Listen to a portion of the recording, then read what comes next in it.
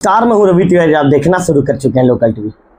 गरियाबंद के फिंगेश्वर थाना के अंतर्गत एक राशन दुकान में चोरी की वारदात को सुलझाने में पुलिस ने ये कहेंगे कि काफ़ी मेहनत किया, पुलिस को सफलता भी मिली है और अंततः पुलिस आरोपियों तक भी पहुंच गई है। पुलिस ने आरोपियों को भी गिरफ्तार कर लिया है। चोरी की वारदात को लेकर पुलिस ने कैसे खुलासा किया, आज इस वीडियो में आपको बताऊंगा। रात की खामोशी थी जब पूरा गांव गहरी नींद में था। कुछ परछाइयां चुपचाप वारदात को अंजाम दे रही थी। दुकान का ताला टूटता है, अलमारी का सामान बिखरा पड़ा था। अगले दिन गरियाबंद के फिंगेश्वर थाना पहुंची 2 अलग अलग FIR ने पुलिस को चौंका दिया।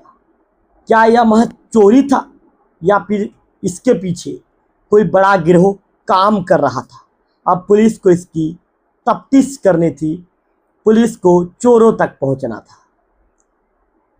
ऐसे में जो नारायण साहू हैं, उन्होंने जो बयान पुलिस को दिया था, जो देवगांव की पहली चोरी को पहले बात करेंगे। हम रोज की तरह रात 9 बजे दुकान बंद करके चले गए। सुबह उठकर देखा तो दरवाजे का ताला टूटा हुआ था, गल्ला गायब था, उसमें 25,000 रुपये थे। अंदर अलमारी खुली थी, 1.5 लाख रुपए नगद, तेल के डिब्बे और चावल के पैकेट भी चोरी हो गए। 26 जुलाई 2025 की वो तारीख नारायण साहू ने फिंगेश्वर थाने में रिपोर्ट दर्ज करवाई। थाना ने अपराध क्रमांक 223/2025 दर्ज किया और जांच शुरू हुई। लेकिन इससे पहले कि कोई सुराग ढूंढती, उससे पहले जो है पुलिस की जो तफ्तीश थी लगातार जारी थी। इसके बाद बोरसी में पुलिस को पहले चोरी का कोई सुराग मिलता है, इससे पहले ही बोरसी में दूसरी चोरी हो गई। इसके बाद श्री राम देवांगन, उन्होंने बयान में ये बताया कि हमारा होटल बोरसी बस स्टैंड में है। रोज की तरह होटल बंद करके घर चले गए।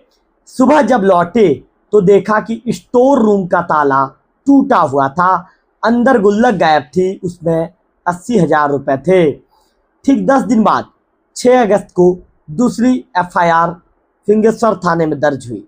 अपराध क्रमांक 241/2025, 2 अलग अलग जगहों पर चोरी, पर तरीका एक जैसा।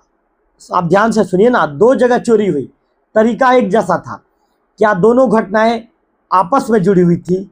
पुलिस ने इस दिशा में जांच को आगे बढ़ाना शुरू किया। जांच के दौरान पुलिस को मुखबिर से एक अहम सूचना मिलती है।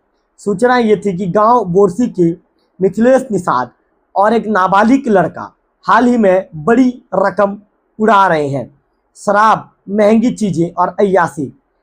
पुलिस के अधिकारी बताते हैं कि जब हमें ये सूचना मिली तो हमने तुरंत टीम बनाकर गांव में दबिश दी और दोनों को हिरासत में लेकर पूछताछ की। वहीं से खुला। तो कुल मिलाकर ये कह सकते हैं कि वहाँ से एक पुलिस को दोनों चोरियों का राज वहाँ से खुलता है। पुलिस के सामने जो है दोनों कहते हैं, हाँ साहब, चोरी हमने की थी, देवगांव और बोरसी दोनों जगह।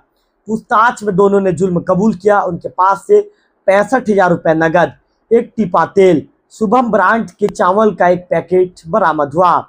बाकी रकम और सामान पहले ही खर्च किया जा चुका था। गिरफ्तार हुआ पहला आरोपी मिथिलेश निषाद, उम्र 58 वर्ष, और दूसरा आरोपी विधि से संघर्षरत बालक।